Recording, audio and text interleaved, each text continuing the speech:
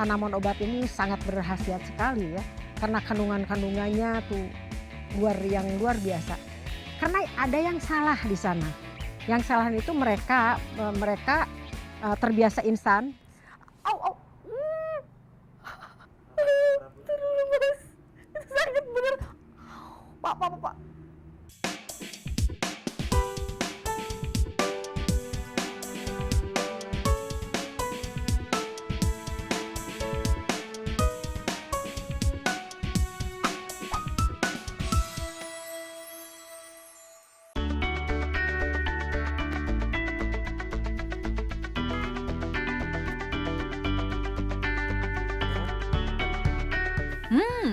Ada yang tahu tanaman ciplukan? Buat yang tahu, yuk kita nostalgia sama tanaman yang juga bernama cecendet ini. Buat yang belum tahu, Mei mau kenalin kalian nih sama buah imut yang unik banget ini. Udah habis. Kamu dapat nggak? Dapat nih. Berapa? Banyak. Sini.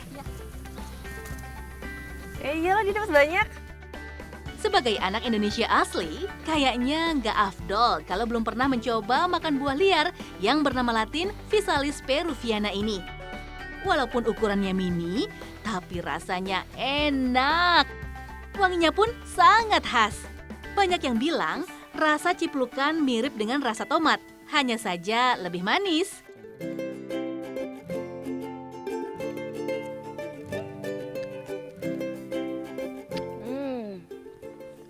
Manis, asam-asam seger. Duh, saking asiknya kita ngemil ciplukan, Mei sampai lupa harus metik daun ciplukan.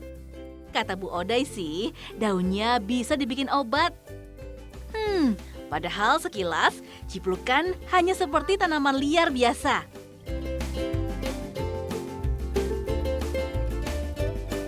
Nah, kadang kita itu nggak sadar kalau tanaman di sekeliling kita itu adalah tanaman yang berkhasiat obat. Seperti ciplukan ini yang mengandung banyak vitamin C.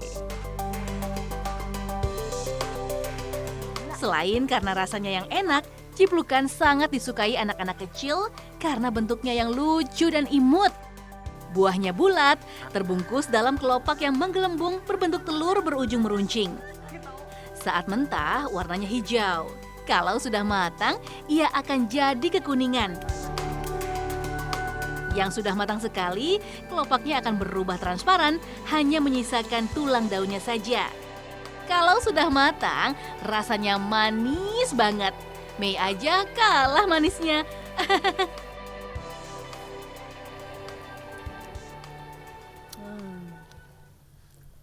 Asamnya seger. Kupas lagi. Selain enak, ciplukan juga mengandung banyak sekali nutrisi. Vitamin C hanyalah salah satunya.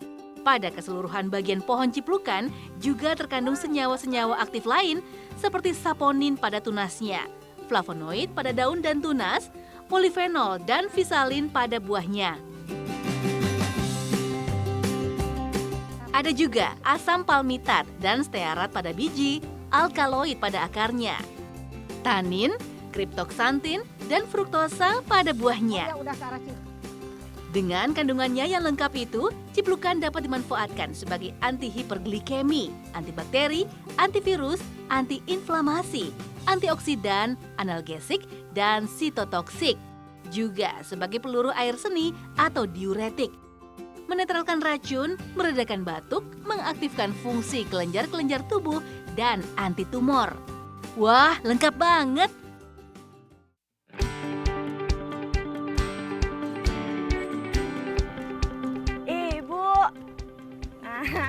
Udah panen? Udah dong, nih Mei udah bawa daun sama buah ciplukan.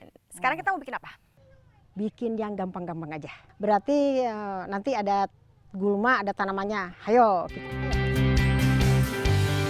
Nah, kalau yang ini namanya Ibu Oday Kodariah.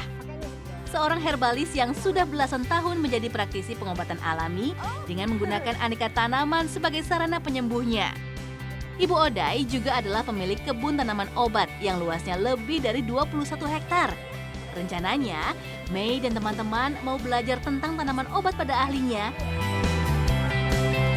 Oh iya, kalau tadi kita sudah memetik daun ciplukan, yang Mei petik sama Bu Oday ini namanya daun sendok. Bahasa Latinnya Plantago mayor. Nah, ini udah semuanya. Yuk, yuk. Ayo, mari kita kemon. Yuk, di mana, Bu? Sini aja lah. Sini ya. Ayo, sini.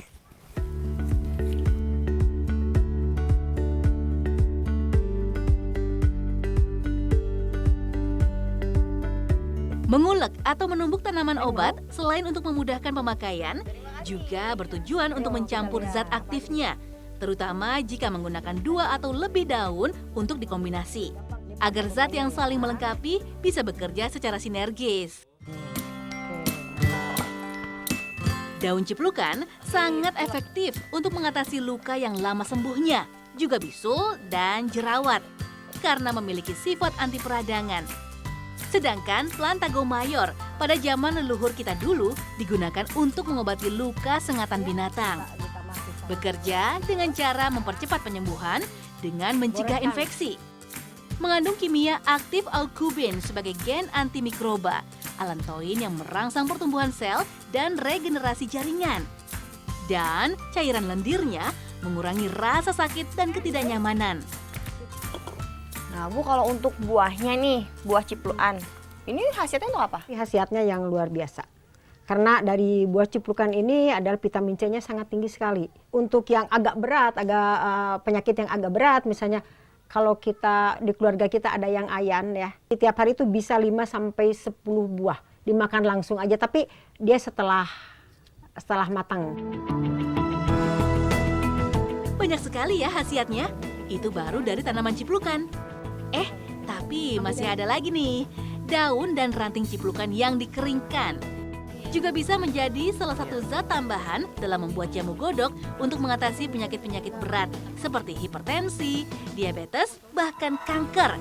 Jadi, tak ada salahnya kalau kita mulai menanam lagi ciplukan di sekitar tempat tinggal kita.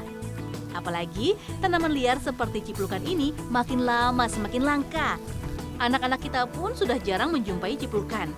Banyak juga yang sama sekali belum pernah mendengar apa itu ciplukan. Padahal menanamnya gampang loh, cukup dengan disetek. Untuk menyetek, pilih batang yang sudah cukup tua dan sudah pernah berbuah. Selain disetek, membudidaya ciplukan sebenarnya juga bisa dengan cara generatif atau menggunakan biji dari buah matang yang dikeringkan. Memang waktunya lebih lama sampai pohonnya jadi besar dan berbuah. Keberhasilannya bisa mencapai 90%. Khusus penyetekan, keberhasilan tanaman bisa tumbuh paling banyak hanya 70% saja. Yang terpenting, perhatikan unsur hara dalam media tanam dan paparan sinar mataharinya ya. Bu, tanaman yang seperti apa sih yang bisa dijadikan obat? Tumbuhan tuh hampir semua bisa dijadikan obat. Dari mulai perdu, dari mulai tanaman tumbuhan yang tahunan, itu semua bisa dijadikan obat. Cuman ada yang high toxic, ada yang racunnya tinggi, itu harus hati-hati. Jadi bagaimana cara kita mempergunakannya gitu. Nanti itu udah ngarahnya ke arah kita mempergunakan pengobatan untuk khusus pengobatan.